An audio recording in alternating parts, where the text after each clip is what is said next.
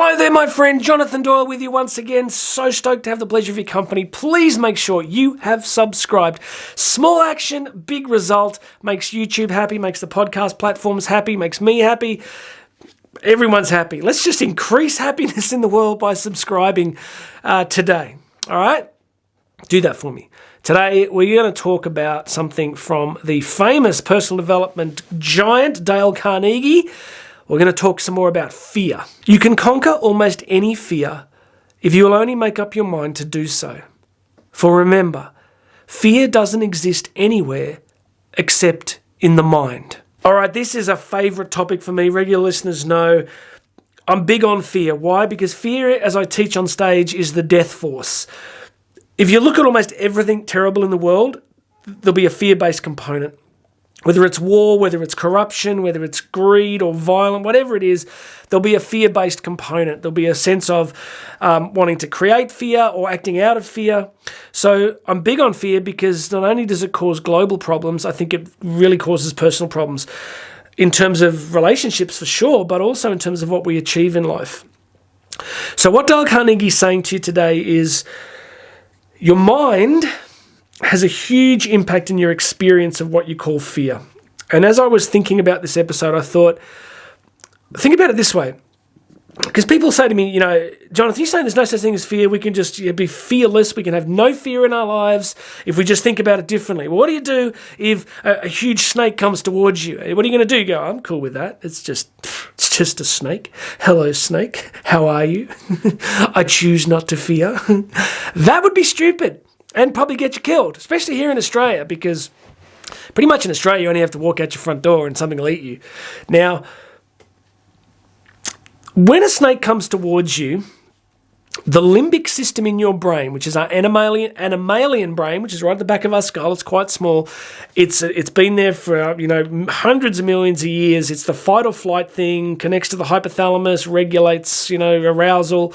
Now, when that limbic system encounters the concept of a snake, it's going to lose its mind. The limbic system's going to go, because it adapted through evolutionary biology and evolutionary psychology to keep you alive. So it will give you the experience of fear for a very good reason. And it will be instantaneous, and it will be before thought. There'll be a millisecond where your brain recognizes the snake, and the limbic system just goes boom. So fear is real, and there are some things we should fear. Snakes, sharks, really bad French cinema. I don't know. There'll be something that is just objectively scary, and just don't go near it. So, but what Carnegie's telling us today is that's a pretty small category of things. You are not going to be confronted by a snake most days. You are not going to be confronted by earthquakes or fires or saber-toothed tigers most days of the week. I don't know where you live, but if that's happening, just Google real estate agent and move, right?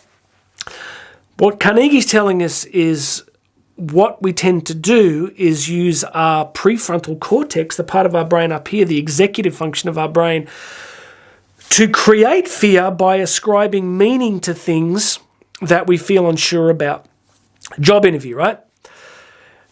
A snake might kill you, a job interview won't. Now, you could theoretically have a heart attack in a job interview if you were so nervous. It's possible, but it's relatively rare. You don't tend to see, front page news headlines, doctors report massive uptick in job interview sudden death. Haven't seen that story. But do we get nervous? Of course we do. Not all of us, but many of us would. First dates, asking someone out, asking for a raise, dealing with difficult people, conflict, fear. But those things aren't going to kill us. So it's not really our limbic system that's doing it. Our limbic system's going to come into play and we'll get the experience of arousal and fear. But Carnegie's telling us that it's really about the meaning.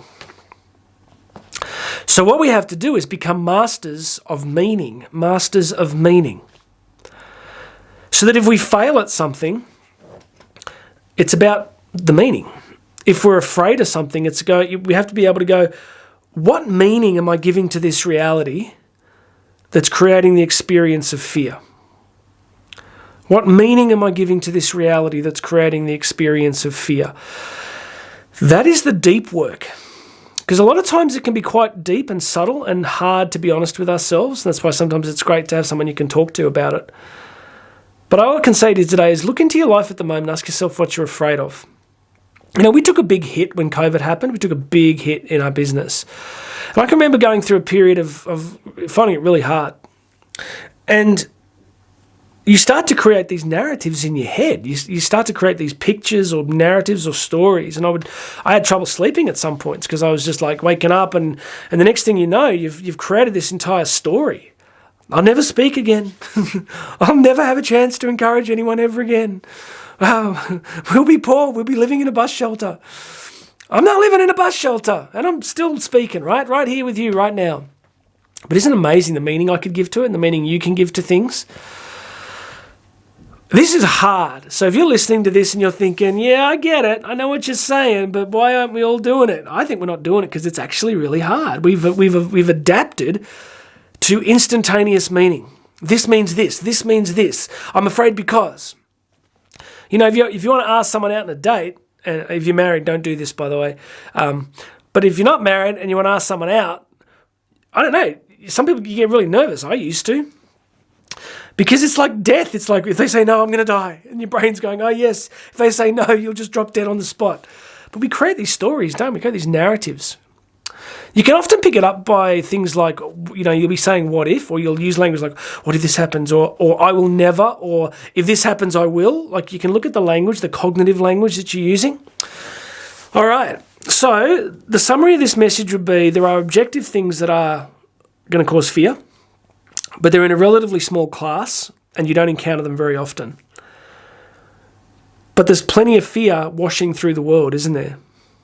And again, our media system just profits off it massively. I mean, can you imagine turning your television on? It's like CNN or Fox or whatever you watch, and it's like, and the lead story is everything's good. The world is great. There is no conflict. The world is getting better. You'd be sitting there going, anything else? And they're just like, nope, the world is good.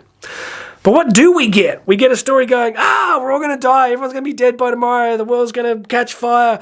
Everyone's going to die in explosions and death and starvation and hunger and you're all going to go broke. And our brain goes, fear. Yes, it's right. It's true. And we jump into the narrative and off we go. Strangely, as a species, we're doing better than you'd think. I often say to people, the world seems bad right now and there are genuine problems in the world, but we have flushing toilets. And no matter how bad the world is, I don't think you'd want to have lived at any other time in history, right? Because a flushing toilet's a hell of a thing. As is, cabled sport, TV, just there's a lot of great stuff in the world that just wasn't there. So we don't need to buy too much into the fear narrative. If terrible things happen, you are going to adapt. No matter what happens, you're going to adapt. You're going to be just fine. All right, that's it from me today. Do not let yourself be overcome by fear. Look deeply into the meanings, the stories that you're telling yourself when you encounter fearful situations, and you're going to be just fine. You can grow. This might take years, but just get it in your head. Start working on it. Start going, what am I thinking? What meaning am I ascribing? And then ask yourself, can you find a better meaning? All right. Please make sure you've subscribed. Grab yourself a free copy of my book, Bridging the Gap. Check out the other links wherever you're listening or watching. My name's Jonathan Doyle, and I'm going to have another message for you tomorrow.